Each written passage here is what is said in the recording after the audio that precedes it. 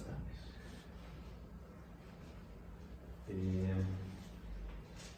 Un segundo, porque no hace falta el mando. De aquí no nos vamos a mover en esta tarde, ¿de acuerdo? En Éfeso. ¿Por qué tiene más menos? No es necesario. Vale. Si en el capítulo 18, a punto de finalizar, Pablo inició su tercer viaje misionero.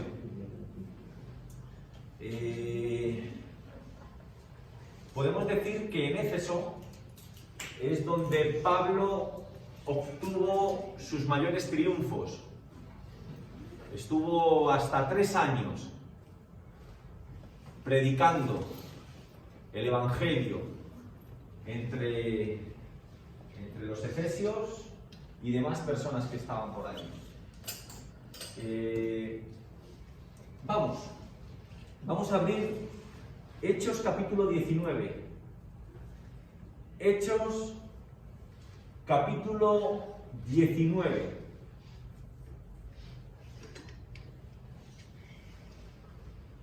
Le doy mucho las gracias a nuestro hermano Pedro porque ha sido conciso en su tiempo y nos va a permitir poder participar, ¿de acuerdo?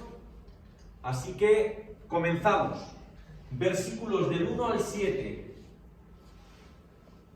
Hechos 19, versículos del 1 al 7. Leo detenidamente.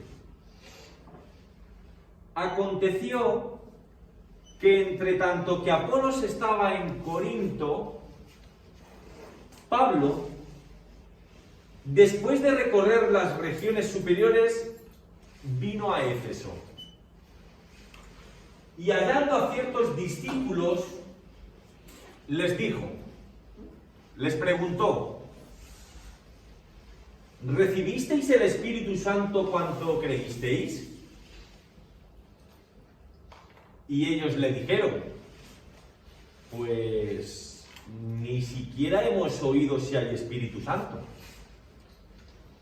Entonces Pablo dijo, ¿en qué pues fuisteis bautizados? Ellos dijeron, pues en el bautismo de Juan. ¿De qué Juan? Juan el Bautista. Pues en el bautismo de Juan el Bautista.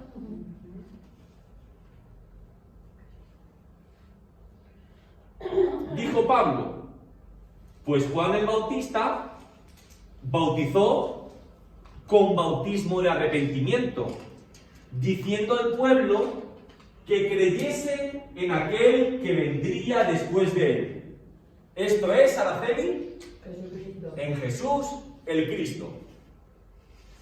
Cuando oyeron esto, fueron bautizados en el nombre del Señor Jesús.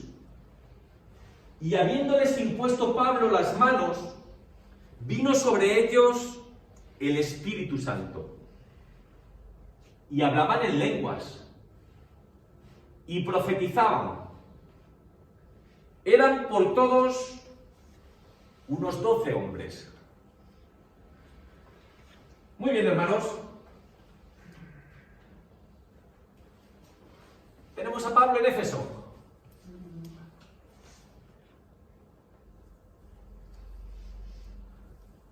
¿Qué ven de particular? Pedro, Araceli, Justiniano, Mari, Sofía, Guadalupe, Alberto, Noelia. En el primer versículo, sí. Hallaron a ciertos discípulos. ¿Perdón? A ciertos discípulos. Sí. ¿Y? Con ellos, eso ya es el 2 después. Y les preguntaron sobre el Espíritu Santo. ¿Y qué ves ahí? ¿Qué notas ahí? Ahí había algo en el cual no habían recibido el Espíritu. Estaban bautizados en otro. La clave de estos primeros versículos radica en eso, hermano. A ver, Pablo se ha encontrado con unos cristianos, con unos creyentes, pero da la sensación de que se han quedado a mitad de camino. ¿De quiénes eran seguidores? De Juan el Bautista. Pero seguramente a Cristo ni le conocían. Ahora, cuando uno lee con detenimiento los evangelios, se da cuenta de que la característica de la predicación de uno y la de otro es totalmente distinta. Juan el Bautista, ¿qué predicaba? El arrepentimiento. ¿El perdón de pecado? Sí, el arrepentimiento, ¿pero por qué? Hay que arrepentirse, ¿pero por qué? Porque vendría Por el juicio de Dios. Arrepentíos. Guadalupe, arrepiéntete, que el juicio viene. Y claro, tú imagínate a Juan el Bautista. Voy a hacer un yeque, como he empezado serio, digo, lo mismo ya lo fastidio, ¿no? Tú imagínate uno así con las malas pulgas del pastor justiniano, ¿no? Así con... Guadalupe, arrepiéntete, que viene el juicio. ¿Y tú qué haces, Guadalupe? Te entra todo el miedo. Sí. ¿Todo el miedo? Bastante. Todo el miedo. No, yo digo, así a modo de broma para que entiendan a estos creyentes. Son seguidores de Juan el Bautista. Y Juan el Bautista no predica del amor, no predica de la esperanza, no predica acerca de la unidad. Que te arrepientas, porque el juicio de Dios viene. Y que te pille, como solemos decir, que te pille confesado. Pues claro, la gente muerta de miedo. Porque cuando a ti te dicen que vas a ir ante el juez y que este juez no es un magistrado cualquiera, sino que es el mismo Dios, pues te tiemblan las canillas. ¿Y qué es lo que haces? Si tú sabes que te vas a tener que presentar delante de un juez y ese juez es Dios, ¿qué procuras hacer con tu vida, Guadalupe? Enmendarla. Oye, vamos a dejar esos pecadillos, ¿eh? Vamos a portarnos bien, porque hay un juicio y es con Dios. Y tú quieres enmendar tu vida, tú quieres comenzar a portarte bien. Tu vida pasada quieres dejarla atrás. Perdonen la redundancia. Pero claro, esta religión, Alfredo, resulta infructuosa porque parte de nuestras propias fuerzas y no alcanzamos. Entonces sí, se bautizan en el bautismo de Juan, que era, como habéis dicho, para perdón. Sí, yo me arrepiento de mis pecados. Y ahora con mis propias fuerzas voy a tratar de hacer el bien. Pero es una religión infructuosa, porque no habían escuchado la parte de la predicación del Cristo. Y el Señor no viene predicando que viene un juicio. ¿Qué viene predicando? Acerca de las buenas nuevas de la salvación. Ah, amigo, esto ya empieza a cambiar un poco. Ya no te viene uno con malas pulgas diciéndote, Guadalupe, que viene el juicio. Ahora viene uno, y que uno, con las buenas nuevas de que puedes ser salva. Tú fíjate, tú con miedo, Guadalupe, porque te vas a enfrentar con Dios. Pero ahora te viene el Hijo de Dios diciendo, ¿Qué va a ser tu abogado? te lo compro. Sí, el argumento, digo. Sí, ¿no? Oye, yo te predico las buenas nuevas de la salvación. Y es más, porque yo te conozco, Guadalupe, y sé que con tus propias fuerzas no lo has conseguido. Pero yo te dejo al Espíritu Santo y Él, donde tú no llegas, ya no te vas a sentir sola. Ya no es una religión infructuosa. No, porque yo trato y no lo consigo. Ahora no. Pues ellos, no se crean que el Espíritu Santo surgió en Pentecostés. El Espíritu Santo, tú ya lo puedes percibir en el Antiguo Testamento. Pero ellos no conocían del Espíritu Santo en el sentido cristiano. Por eso eran los cristianos a mitad de camino. Habían escuchado la predicación de Juan, pero no la predicación del Señor.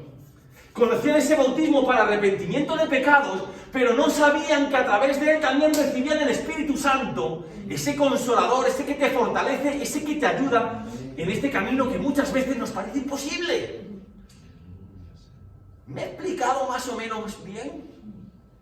Sí. Pero entonces el mensaje de Juan se fue haciendo, porque claro, Juan predicó en una zona muy local de Israel, ¿no? Juan el Bautista estaba ofuscado. A ver, le debemos mucho a Juan el Bautista, pero Juan el Bautista era leña al mono. Es más, les digo, pero si el mismo Juan el Bautista tuvo dudas acerca de Jesús, porque se daba cuenta de que ese Mesías del cual estaba predicando no se parecía en nada a su mensaje. Juan predicaba una cosa con muy buena intención, y es necesario que nos arrepintamos de nuestros pecados. Cuidado, que yo no estoy aquí hundiendo en la miseria, porque ¿qué dijo el Señor de Juan el Bautista? Escúchame, que ningún hombre se ha levantado como este. No, pero escúcheme, pero no predicó toda la totalidad del mensaje. Necesitamos arrepentirnos, claro que necesitamos arrepentirnos. ¿No vemos las injusticias que hay en el mundo? ¿No vemos lo desolada que está mucha gente? ¿No notamos lo quebrantadas que están muchas personas? ¿No vemos muchas veces las cosas que hacemos? Claro que el mundo necesita el arrepentimiento, claro que sí. Y el arrepentimiento es necesario, hijo mío, claro que sí que se... Pero esa era su predicación. Su predicación. Pero él siempre apuntó a uno mayor. A uno mayor. Y el mensaje de Jesús fue completamente distinto. Fíjate que eran capaces de hallar paz las personas que solo hacían nada más que sufrir en esta vida. Sí. No, porque ahí vemos a con el Bautista mismo, como al final, digamos, tiene que corregirlo de alguna manera. Sí. Porque él mismo ya termina diciéndole, pero generación de víboras, ¿quién os ha enseñado a huir de la ira venidera? Sí. Una cosa es el arrepentimiento y otra cosa es el miedo. Sí. ¿Verdad? Sí, Y el arrepentimiento, digamos, si vale la expresión, anunciado por Jesucristo, es un cambio de vida. Sí. No es un pánico que te venga a la mente o al corazón. A ver, Juan el Bautista fue un gran hombre, fue un gran profeta.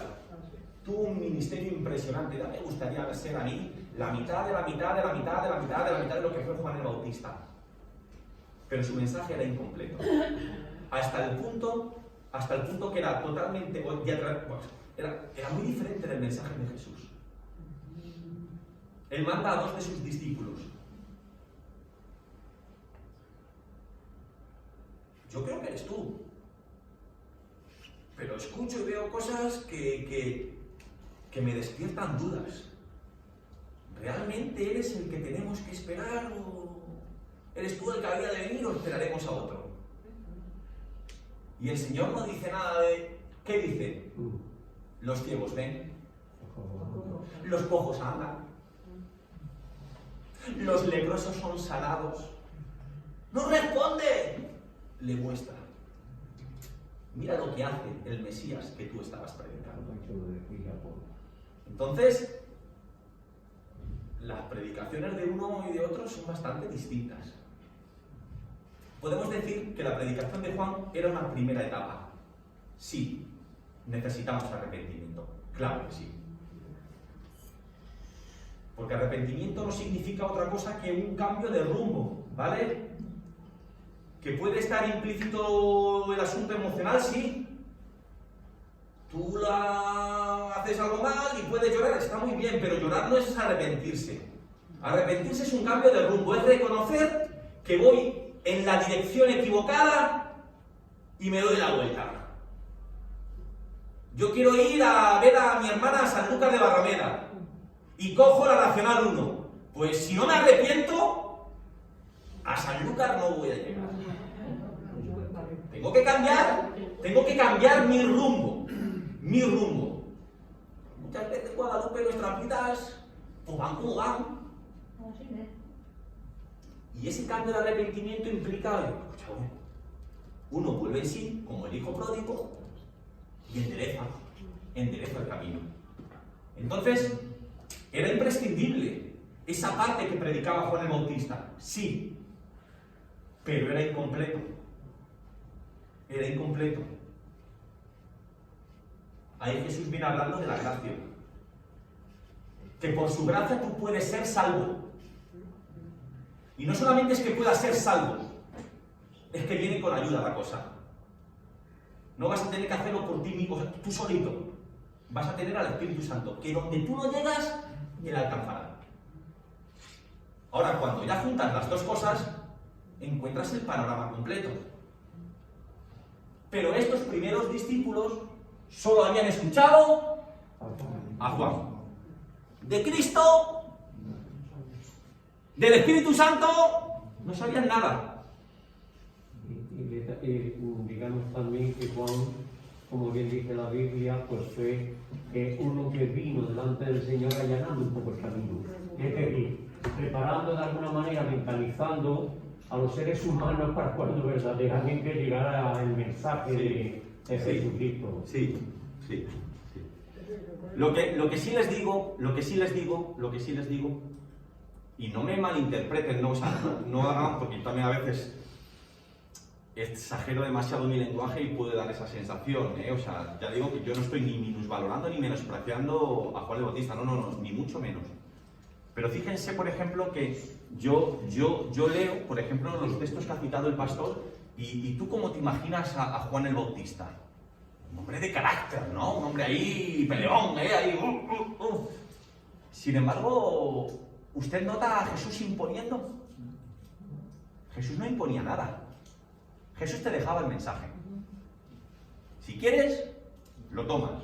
Si no, lo dejas. Eso sí, donde veía necesidad, ahí estaba Él. Con el oprimido, ahí estaba Él. Con el que se había sido injusto, ahí estaba Él.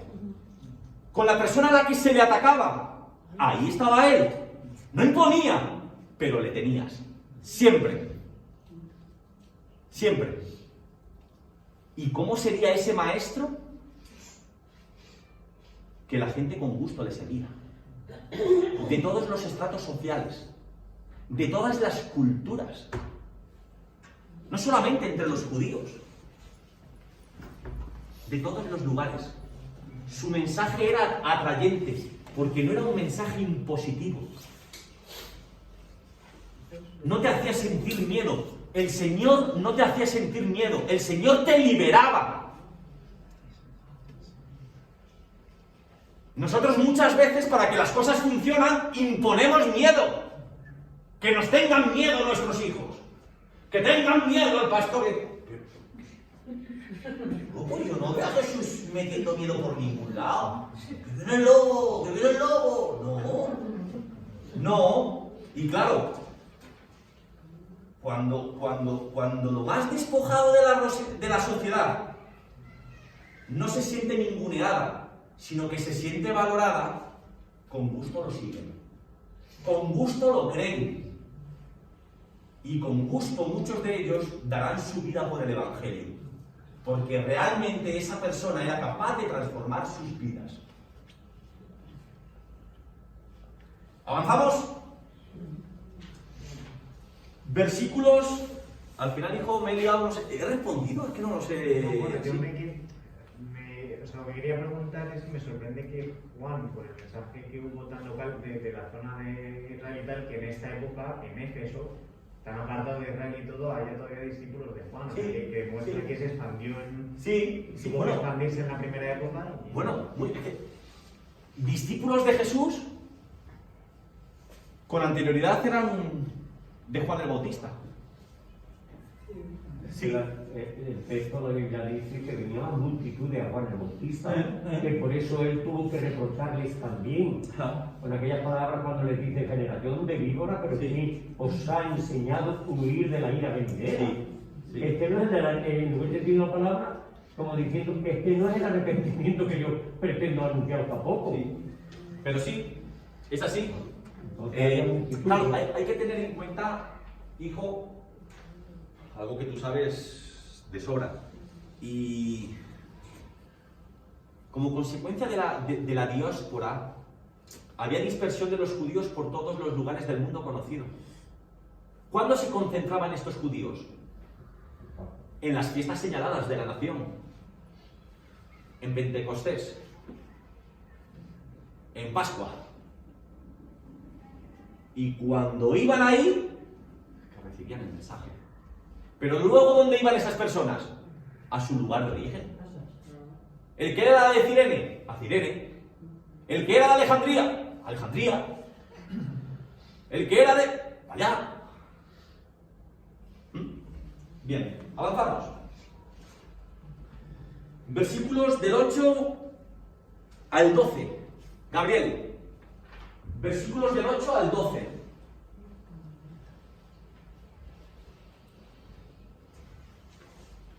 Interesante. También aquí se desprenden connotaciones culturales. Y entrando Pablo en la sinagoga, sé que soy pesado, pero ¿ves, Alberto? Siempre el mismo modelo. Siempre. Él comenzaba en la sinagoga. Y cuando no había sinagoga, ¿dónde iba? Lo vimos una vez. Donde se reunían los cristianos, que en ese caso que vimos muchas veces era cerca del río, ahí que... Muy bien. Y entrando Pablo en la sinagoga, habló con denuedo, como no podía ser de otra manera, de una persona tan culta, con tantos argumentos, con un lenguaje, con un verbo tan sencillo, tan fácil, por espacio de 3 meses, ¿vale? Sitúense, en la sinagoga, 3 meses. Tracatrá, tracatrá, tracatrá, 3 meses. Discutiendo y persuadiendo acerca del reino de Dios.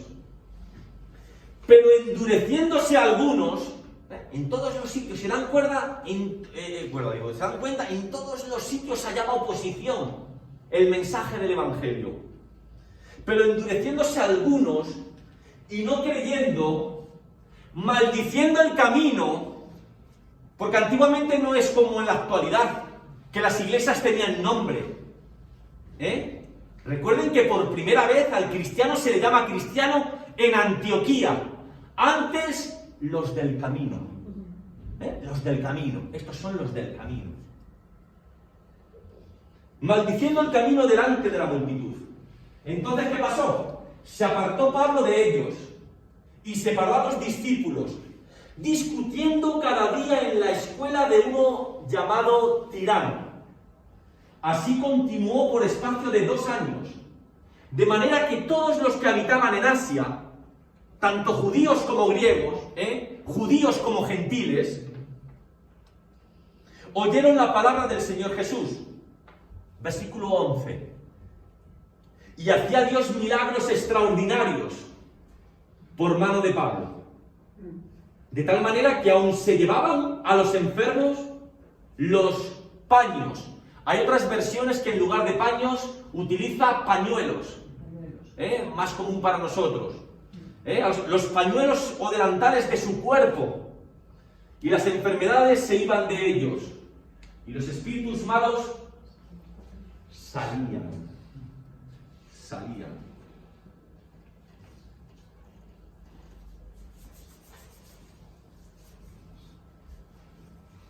¿Qué ven ahí, hermanos? Hay como poco, yo tengo aquí apuntadas un par de cositas. Cuando Pablo ve que discuten y no creen, a los apóstoles o a los discípulos que tenía él, los aparta y les da la clase. Muy bien. Esa es una de ellas, Pedro. Muy bien. Sí. Les explico.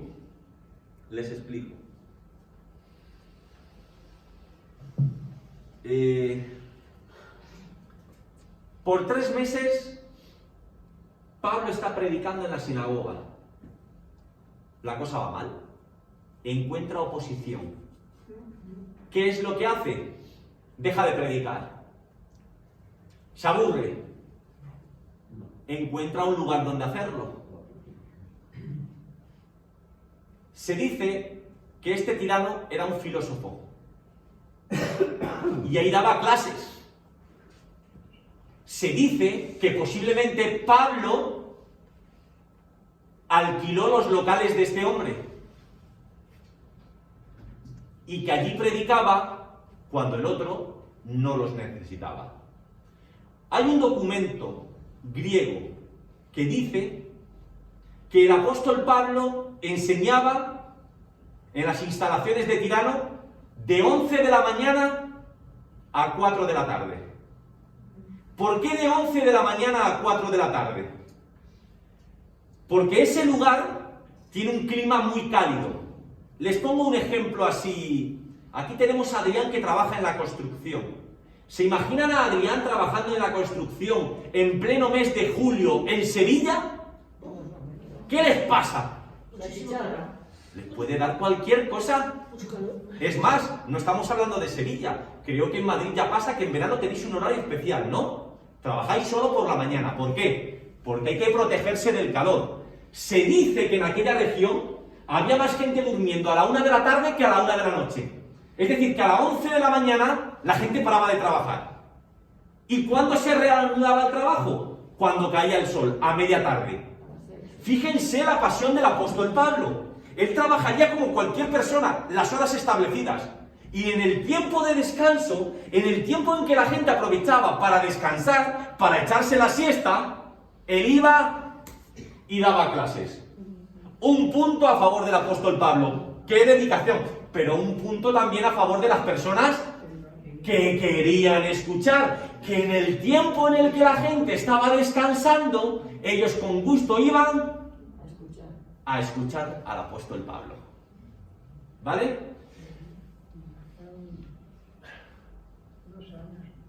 Ay, no quiero equivocarme, lo tengo apuntado. ¿Cómo se llamaba esta región? Las zonas. Espera, a ver. Lo tengo por aquí. Sí, ciudades de Jonia. Ciudades de Jonia. Estaba ahí en la antigua Anatolia. Leía que la parte peninsular pertenece actualmente a Grecia y a Turquía. Y la parte insular pertenece a Grecia, ¿vale? Pero ya digo, estamos hablando de un clima cálido, en el que la gente paraba de trabajar y el apóstol Pablo enseñaba para, en la escuela de este filósofo, dar clases. ¿Vale? Eso por lo que tú has apuntado, Pedro, ¿te parece bien? Por ahí, según los comentaristas, van los tiros. ¿Habías levantado la mano? ¿Está explicado eso más o menos? Vale, hay una cosa interesante, por lo menos que yo he sido capaz de ver. No digo que no haya más. Ya hemos resuelto eso. Que Pablo predicaba. Que no me dejéis en la sinagoga, no hay problema. Me alquilo un local, pero yo voy a seguir predicando. Hay algo interesante, un matiz importante que se dice ahí. Bueno, no, que aquí lo que podemos ver también. Se hacían milagros. Y los milagros, cuando los hacían, te quitaban el... Vamos por parte, va muy bien, Araceli, pero vamos por parte. ¿Quién hacía los milagros? Pablo. ¿Quién hacía los milagros? Dios. Gracias. Tranquila, que va a confesar. No te precipites, Araceli. Léeme ahí. No vayas de memoria. ¿Quién hacía los milagros? Dios. Ah, claro, Dios. Pero qué curioso que no dice que Pablo hiciera los milagros. Dice que Dios hacía los milagros por mano. Por las manos de Pablo. Por las manos de Pablo. Fíjense. Dios siempre está presto a buscar manos con las que hacer cosas. Por eso yo le he dicho muchas veces, no pequemos de una falsa espiritualidad. No oremos por cubrir espacio y tiempo. Señor, da de comer a los necesitados. Dios no nos va a dar de comer. Dios va a usar tus manos y las mías. Dios cuida del enfermo. Dios va a usar a médicos. Va a usar de tu persona para acompañarlos, para que te preocupes por ellos. ¿Los milagros de quién son? Pero utiliza nuestras manos. Utiliza nuestras manos. Fíjense que el mérito no lo recibe Pablo. El mérito es de Dios. Ahora puedes continuar, cielo mío. ¿Qué más ibas a decir? ¿Qué ibas a Y decir? ahora hasta los pañuelos y todo los ponían, los quitaban y se le iban todas las enfermedades. ¿Puedo decir algo? Sí, pero como va bien enfocado, apuntamos eso y luego ya seguimos. Qué curioso. Siempre y cuando le interpretemos mal eso. Qué curioso. Algunos llevan hasta... Qué curioso.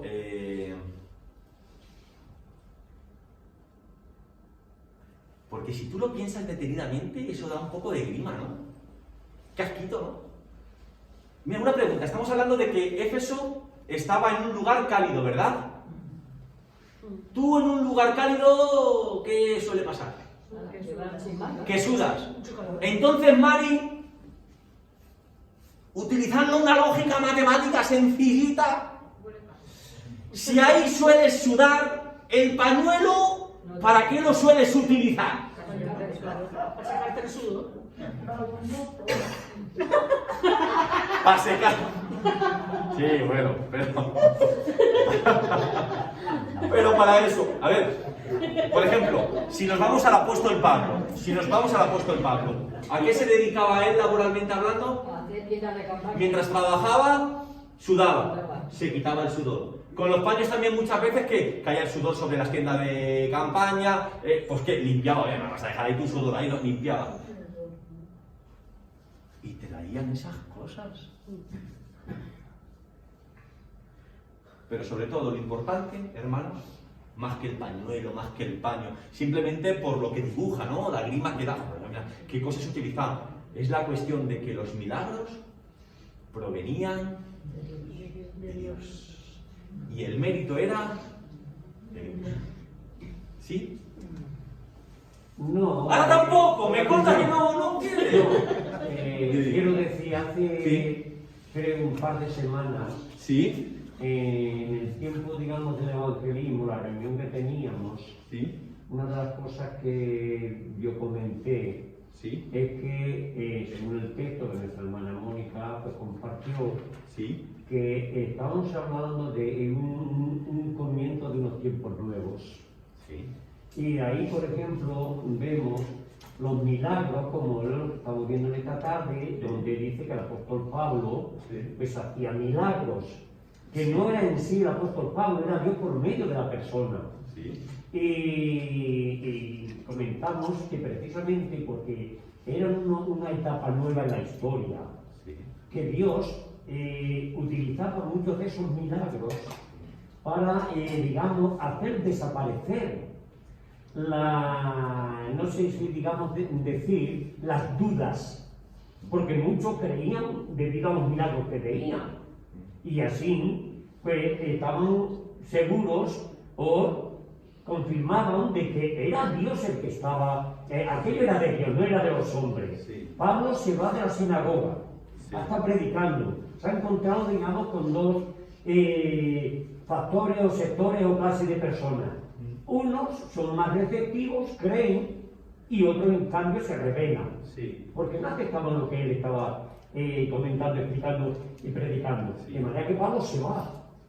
Y ahora, ¿qué ocurre? Pues que él se va a otro lugar a enseñar, a predicar, y para que de alguna manera también, digamos, la gente se diera cuenta que Pablo era un enviado de Dios, era un hombre que servía a Dios, pues Dios le utilizó también el sentido del milagro. Sí. Que no es que el poder estuviera en Pablo. Sí.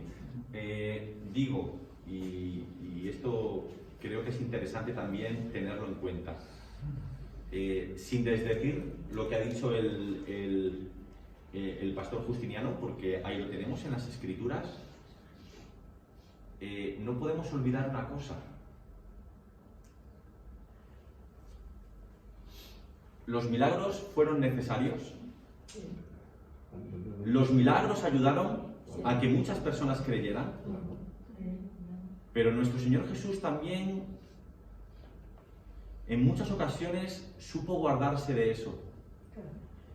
El Señor Jesús muchas veces hizo milagros y la gente que resultaba beneficiada, ¿qué se les pedía? Que se callara. Que no dijeran nada. Y uno se pregunta, ¿por qué decía esto el Señor? ¿No es un buen marketing anunciar lo que ha hecho? ¿Por qué dice que no? Porque quería que la gente se acercara a Él por quién era, no por lo que Él podía hacer en ti. No por interés. Porque muchas veces podemos acercarnos por interés.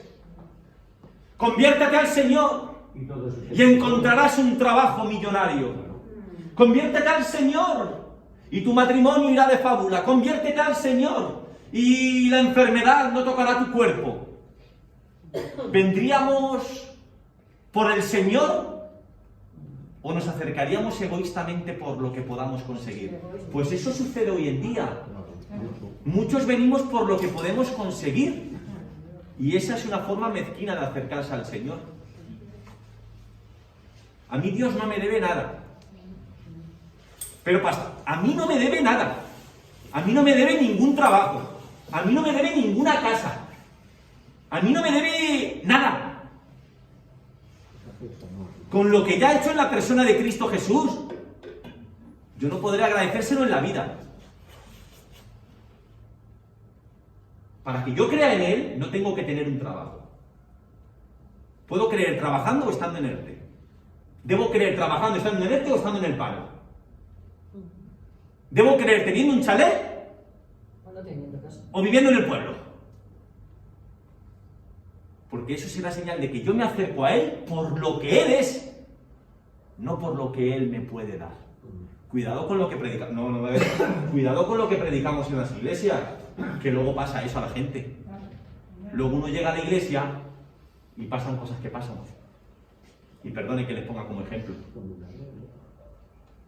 Y uno puede... Es que yo pensaba, no, la vida sigue. La vida sigue. Y yo puedo enfermar de cáncer mañana y morirme dentro de 6 meses. Y a mí Dios no me ha fallado. ¿Por qué tengo que ser yo distinto al resto de seres humanos? La vida es. La vida es. Y en medio de esa vida es que mi fe tiene que estar puesta en Él. Cuando las cosas van bien, ¿y qué vemos ahí a Pablo? No, me han pegado, me han apaleado, he naufragado. Pues menos mal que el Señor estaba con él. Le han baleado, Jolines. Menos mal que el Señor estaba con él. Pues a pesar de todo eso, la fe de Pablo no menguó. Y él siempre predicó y estaba orgulloso de su Dios. Y no creo que muriese en buenas condiciones. Y si pasó con personas como esta, ¿por qué no nos puede pasar a nosotros? El problema es cuando predicamos un mensaje incorrecto y pensamos que por el hecho de bajar las aguas a los mundos de Yupi, unicornios por todos los lados. No, hombre, no. Hay que ser un poco más serios, más formales. Y no vender humo, porque muchas veces vendemos humo. Y el humo, pues, como humo que es... Ahí tenemos a Pablo mismo. Vamos que nos vamos de tiempo. Y luego me echéis la bronca. Versículo 13, perdóname que te corte, justamente que contigo tengo confianza, pero es que nos falta la mitad.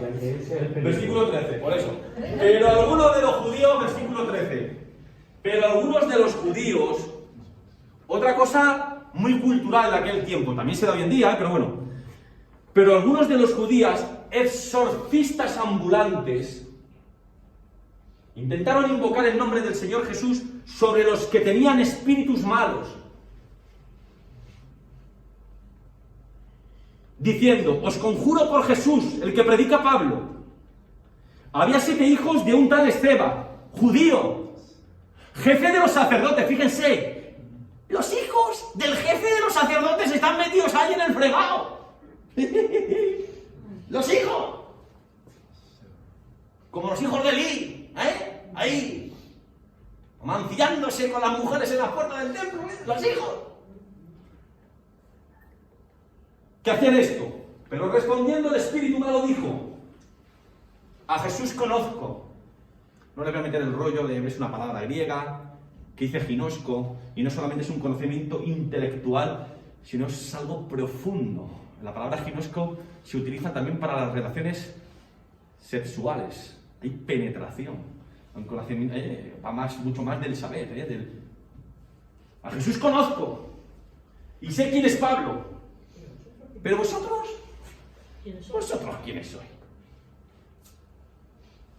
Y el hombre, en quien estaba el espíritu malo, saltando sobre ellos y dominándolos, pudo más que ellos. De tal manera que huyeron de aquella casa desnudos y heridos. Esto fue notorio a todos los que habitaban en Éfeso, así judíos como griegos, y tuvieron temor todos ellos. Y era magnificado el nombre del Señor Jesús. Y muchos de los que habían creído venían confesando y dando cuenta de sus hechos. Asimismo, muchos de los que habían practicado la magia, ¡ding dong!, trajeron los libros y los quemaron delante de todos. Y echa la cuenta de su precio, de todo lo que llevaron ahí para hacer la fogata, Alfredo. Hallaron que era 50.000 piezas de plata, unos 15-20.000 euros de los de ahora. Fogata de, ¿se imagina una fogata de 20.000 euros? A lo loco, ¿no? Así crecía y prevalecía poderosamente la palabra del Señor.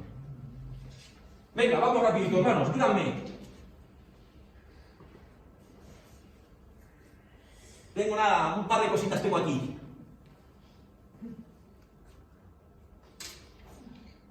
Miren, por ejemplo, entre los judíos, en los tiempos del Señor, cuando a alguien le pasaba algo malo, ¿a qué se le achacaba? Pecado. Pecado. Muy bien. Aquí, en estos tiempos, en esta cultura, en esta sociedad, la enfermedad Guadalupe se achacaba a la presencia de un espíritu inmundo. ¿Te duele la cabeza? Espíritu inmundo. ¿Tiene cáncer? Espíritu inmundo. Por eso había tanto exorcista. ¿Y a qué se dedicaban los exorcistas? Si reconocían el espíritu inmundo que habían dentro y ellos conocían el nombre de un espíritu superior a mayor a él, lo invocaban para que saliese de la... Te saca el espíritu inmundo y te deja de doler la cabeza. Claro, mencionan el nombre de Jesús. ¿Qué hacéis, hombre? ¿Qué estáis...? Eso para que entendamos el contexto cultural, ¿vale? Hoy te duele la cabeza y te tomas una aspirina, no piensas que tiene ningún espíritu. Te tomas un paracetamol, un gelocatil, te lo compro, porque no sé. Yo me tomo lo que me manda María, yo me lo tomo. O una espinita. Cualquier día me da cualquier cosa, yo me las tomo. Yo porque me da, yo me lo tomo. ¿Vale? Y otra cosa que sí me gusta, hermanos, y que quiero que se queden con esto, ¿vale? Porque lo aprendemos. Yo por lo menos lo aprendo. Estos hombres cuando se dan cuenta de, ¿pero qué hacéis? A Jesús le conozco. De Pablo lo he escuchado, pero vosotros, bestias inmundas, ¿qué estáis aquí? La gente se aterró, la gente tuvo miedo. La gente se dio cuenta de la realidad y muchos se convirtieron.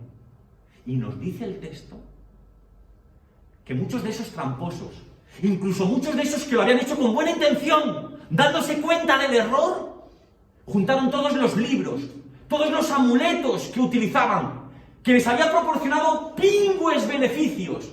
¿Y qué hicieron con ellos? Madre mía. Muchas veces odiamos nuestros pecados, pero no somos capaces de dejarlos. ¿O si lo hacemos? Parece que los añoramos, los echamos de menos. Aquí vemos personas paganas que rompieron drásticamente con lo que sabían que estaba mal. Fueron valientes, estaban equivocados, pero hicieron lo correcto. Hicieron lo correcto. Venga, avanzamos. Y vamos a lo último ya, ¿no? Ah, no, hay dos cosas más. 21 y 22. Pasadas estas cosas,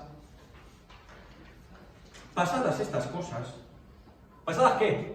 Pasadas estas cosas, Pablo se propuso en espíritu ir a Jerusalén. Preguntaré, ¿alguien recuerda por qué Pablo quería ir a Jerusalén? Que aquí Lucas no lo dice mucho, pero sus cartas están llenas, las cartas de Pablo, están llenas de ese detalle. ¿Por el voto? eso lo vimos la semana pasada, está muy bien apuntado, pero si usted lee... Mire, ¿usted no recuerda muchas veces cuando el pastor está con la Santa Cena, con el tema de la ofrenda, y lee 1 Corintios capítulo 16? Pues no, que te voy a sacar el ojo. O lee 2 Corintios capítulo 8, o lee 2 Corintios capítulo 9, o lee Romanos capítulo 15. ¿De qué está hablando ahí? Alberto, ¿ibas a decir algo? ¿No ibas a decir? ¿Dilo? Sí. ¿A conseguir una ofrenda? Iba... No, a conseguir no. A dejar. Eso, ahí. A dejar. Entonces, iba a Jerusalén, ahora lo explicamos, ¿no? Pero seguimos. Después de recorrer Macedonia y Acaya, diciendo, después que haya estado allí, me será necesario ver también a Roma. Este hombre tenía el anhelo de ir a Roma.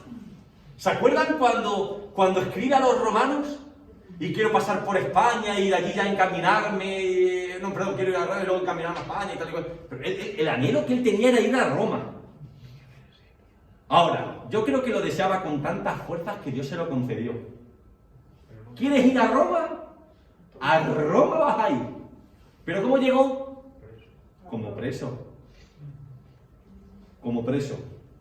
Y enviando a Macedonia a 2 de los que le ayudaban, Timoteo y Erasto, él se quedó por algún tiempo más. Bueno, en esto vamos rápido porque se nos va el tiempo y lo otro tampoco es tanto lo que tengo que decir. Les explico. Se nos habla de 2 sitios donde quiere ir. Quiere ir a Roma y quiere ir a Jerusalén. A Roma iría y a Jerusalén también. La motivación era distinta. En Roma quería predicar el Evangelio. Allí había un buen grupo de cristianos, él quería predicar, tenía ese anhelo, tenía ese deseo, tenía esa convicción. El corazón le latía cuando escuchaba Roma, yo quiero ir allí. Pero llega de mala manera, llega como preso. ¿Vale? Zanjamos ese tema. A Jerusalén, ¿por qué quiere ir? Para dejar una ofrenda. La gente allí lo está pasando mal. Mal. Y él tiene una motivación. Una motivación que podemos entenderla desde 2 puntos de vista.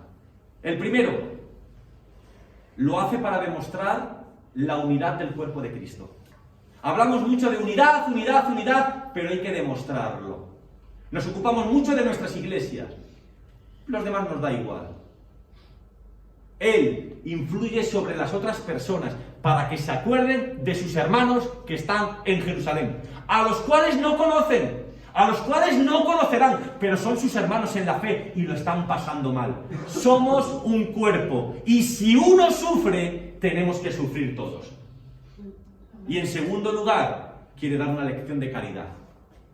No podemos ser ajenos al dolor del prójimo. Lo están pasando mal, nosotros tenemos que contribuir. ¿De acuerdo? Bien, vamos a lo último. Lo último es el versículo 23, ya leo hasta el final. Aquí quiero hacer énfasis en 3 protagonistas, a un hombre y un grupo de su profesión, y a otro y a otro. Ya lo va viendo el texto. Hubo por aquel tiempo un disturbio no pequeño acerca del camino, porque un platero llamado Demetrio, que hacía de plata templecillos de Diana, daba no poquita ganancia a los artífices, a los cuales, reunidos con los obreros del mismo oficio, dijo: varones, sabéis que de este oficio obtenemos nuestra riqueza. Pero veis y oís que este Pablo, no solamente en Éfeso, sino en casi toda Asia, ha apartado a muchas gentes con persuasión, diciendo que no son dioses los que se hacen con las manos. ¿Te gusta esa canción de mamá, Tiene ojos, pero no. Y no solamente hay peligro de que nuestro negocio venga a desacreditarse, sino también que el templo de la gran diosa Artemisa o Diana sea estimado en nada y comience a ser destruida la majestad de aquella a quien venera toda Asia y el mundo entero. Cuando oyeron estas cosas, se llenaron de ira y gritaron diciendo: ¡grande es Diana de los Efesios! Y la ciudad se llenó de confusión, y a una se lanzaron al teatro arrebatando a Gayo y Aristarco, macedonios, compañeros de Pablo, y queriendo Pablo salir al pueblo, los discípulos no le dejaron. También algunas de las autoridades de Asia, que eran sus amigos, le enviaron recado rogándole que por favor no te presentes en el teatro.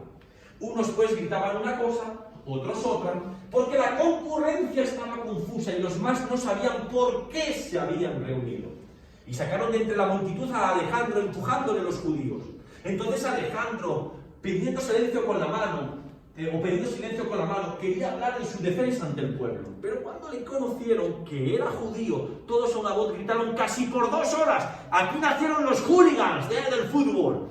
Grande es Diana, 2 horas, grande es Diana de los efesios.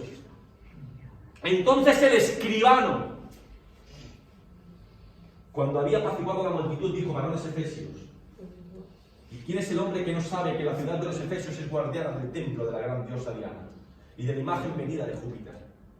Puesto que esto no puede contradecirse, es necesario que os calméis, tranquilos, una tilita, no hagáis nada precipitadamente, porque habéis traído a estos hombres sin ser sacrílegos ni blasfemadores de vuestra diosa, que si Demetrio y los artífices que están con él tienen pleito contra alguno, pues no os compliquéis la vida, audiencias se les conceden y procónsules hay, acúsense los unos a los otros, y si demandáis alguna otra cosa, en legítima asamblea se puede decidir, porque peligro hay de que seamos acusados de sedición por esto de hoy, no habiendo ninguna causa por la cual podamos dar razón de este concurso. Y habiendo dicho esto, despidió la asamblea. ¿Cómo estamos en tiempo?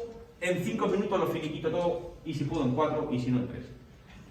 3 cosas importantes: Demetrio y los plateros.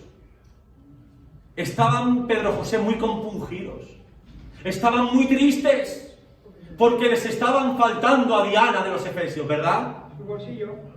Les estaba atacando al bolsillo. El dinero. Poderoso caballero don dinero. Oh, él preocupa por Diana, no sé, sin vergüenza, por el bolsillo. Éfeso recibía muchos turistas. Y los turistas pues hacen lo que hacemos nosotros hoy en día. Cuando usted se va a Llanes, ¿qué es lo que hace? Aparte de comprarse sidra, pues se compra un souvenir. La vaquita de Asturias, la giralda de Sevilla, qué sé, ¿no? En Trujillo, la iglesia esa de Santa María. Cada sitio, cada sitio. Allí que compraban templecillos de plata. Pues oye, si viene este diciendo que pues el negocio baja. Y si baja, pues dejamos de veranear en resorts y tenemos que irnos al pueblo. ¿Vale? Tenemos al escribano.